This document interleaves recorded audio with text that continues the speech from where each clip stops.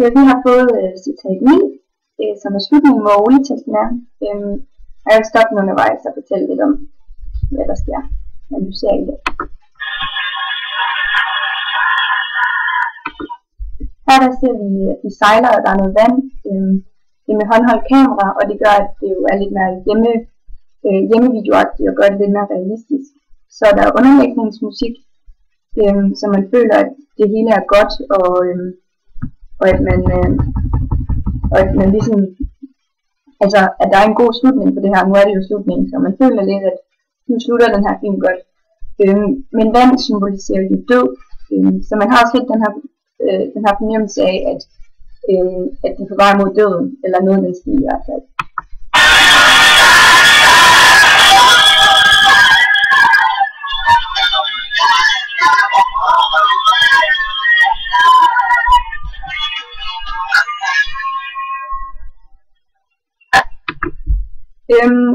I de sidste klip her, der ser man Anna, hun sidder med en rødhåret pige, og her der stopper underlægningsmusikken, som gør, at nu tænker man sådan lidt, nej, nu sker der et eller andet. Så er der nogle zoomer, der er nogle nærbilleder, og i det første klip, der var der noget over the shoulder også. Ja.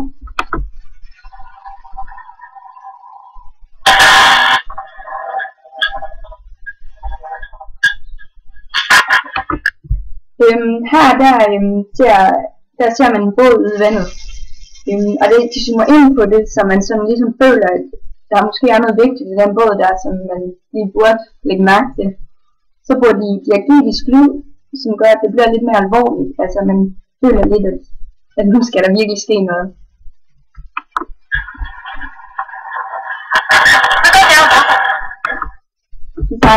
Her sejler de tæt på båden, og det er fugleperspektiv. Man ser det ligesom op fra i båden. I hvert fald, man ser det fra et objektivt kamera, altså man føler, at det ligesom er en selv, der står og kigger ned på den båd her. Så er der noget dialog her. Anna, hun siger, at hun skal lægge kameraet væk. Og det gør ligesom også, at man på en eller anden måde får lyst til sådan, nej, lad være at lægge kameraet væk. Det her, det vil jeg, altså, jeg vil gerne se, hvad der er noget. Og der er diagetisk lyd, og endnu en gang gør det, at det bliver lidt mere alvorligt.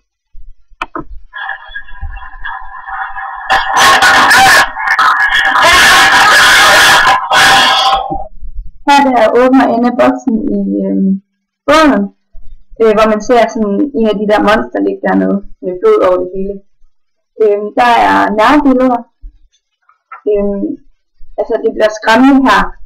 Så altså det er næsten som sådan en surprise, man er ikke klar over, at det her overhovedet ligger hernede, men man har lidt på fornemmelsen, at nu skal der ske noget. Så er der diagetisk lyd igen, som igen gør, at det er lidt mere realistisk, altså at det er ligesom, som om vi er på stedet. Så er der jo som surprise, da de åbner, og der ligger det døde menneske i boksen, og så begynder de her lyde, begynder at sige lyde.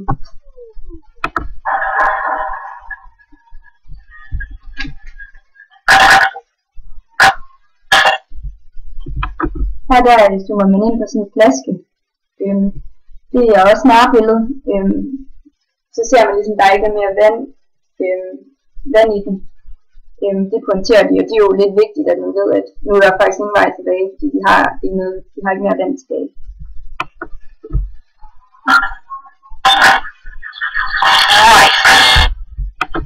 Der ser man de her midler i maden, og det er også nærbillede. Og det er i form af det her indblik i, det er klamt, og der er zoom. Og det her zoom pointerer ligesom, at det er noget vigtigt. Man finder ligesom ud af, hvor lang tid de har været på den her båd.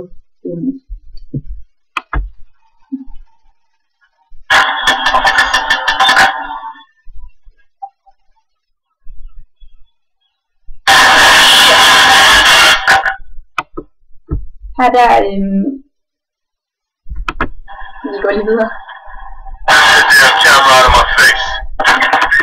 Her der filmer vi den her betjent, og det filmer fra et prøveperspektiv, fordi de har lidt på fornemmelse, at han har magten, og det er ham, der skal beskytte de andre. Og det er derfor, de nok har filmet fra et prøveperspektiv.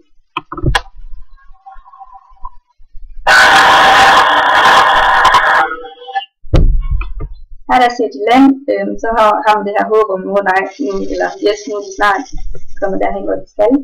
Der er syge i bjergene, hvor de pointerer, at det ligesom er vigtigt det her, og de gerne vil derhen. Så når de er hen ved land, der er der tåge og damp, og det kan symbolisere død igen, og far på færre, og det er jo meget rigtigt, når man siger overslutningen.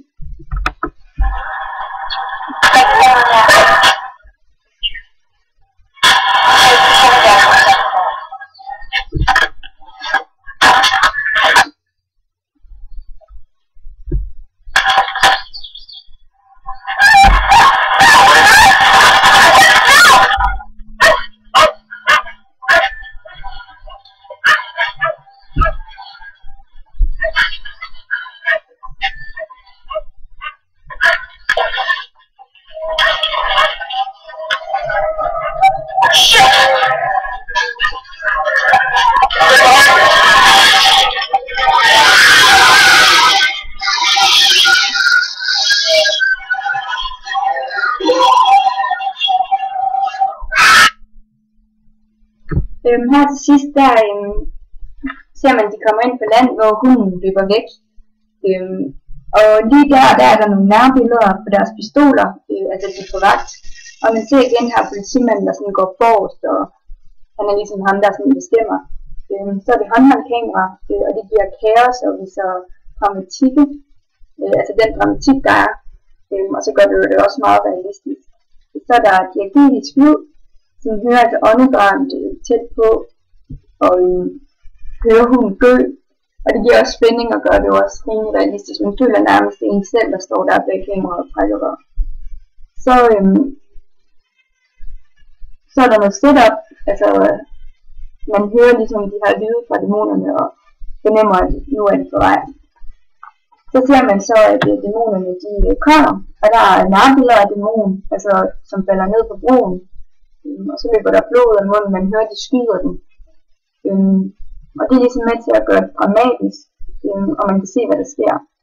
Så er der igen diagetisk lyd af dæmonerne. Man ved, at de kommer, og der er fare på færre.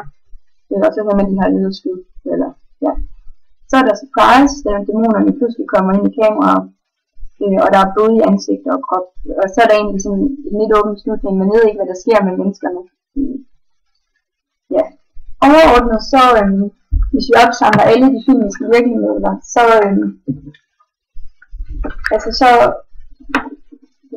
bliver det brugt meget, altså der er meget parallelklipning, da de klipper mellem billeder og tekst. Men i billederne er der elliptisk klipning, da den filmiske tid er kortere end den faktiske tid. De bruger også meget zoom og nærbilleder for at pointere vigtige ting, man bliver opmærksom på, som er vigtige i den her sammenhæng og den her film. De bruger kun håndholdt kamera. Det er en faktakode, og det er rimelig interessant nu, når det her det er faktisk en fiktionsfilm. Men det gør det rigtig meget realistisk, at de bruger den her håndholdt kamera. Der er meget med lyden. I starten der er der sådan en underlægningsmusik, der kører en form for gladesang i baggrunden, som om nu er det hele slut, og nu er det levet lykkeligt til deres dags ende. Og så slutter det, og så bliver det ligesom diagetisk lyd, de bruger. Og det gør ligesom, at man føler, at nu skal der ske noget, der er fare på færre, og lydene får det hele til at virke meget mere skræmmende. Så er der genremarkører. I det her klip, der bruges der håndholdt kamera. Det er en faktakode, som jeg har sagt. Der har været brug af fiktionskoder hele vejen igennem indtil slutningen her. Der forekommer stadig surprise, som er en genremarkør fra Gruser. Der er det med at give et chok. Det får vi jo også her i vores citat. Der bliver brugt rigtig meget nærbilleder af forskellige ting. Det skaber suspense og er med til at gøre det lysere.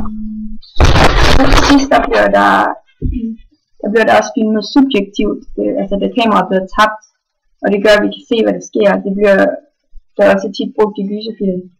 Altså det her med, at man kan ikke rigtig se, hvad der sker, fordi at nu det har tabt, og man sidder nærmest gerne og vide, hvad der sker omkring, men det får man ikke lov at vide. Da de går tør for benzin, da de sejler i båden og kommer ind til land, er det en forladt bygning, de kommer til. Forladte bygninger er en genre, man kører for setting, da det tit er forladte bygninger, folk kommer til, og der sker noget uhyggeligt. Der er disse dæmoner, som er overnaturlige væsener. Det er jo også en genre, man kører for personer. Og så er der mange rekvisitter, som er genre, man kører til at blive gyser, som våben og blod og sådan noget. Ja, så har vi valgt, at vi vil perspektivere den til Dawn of the Dead.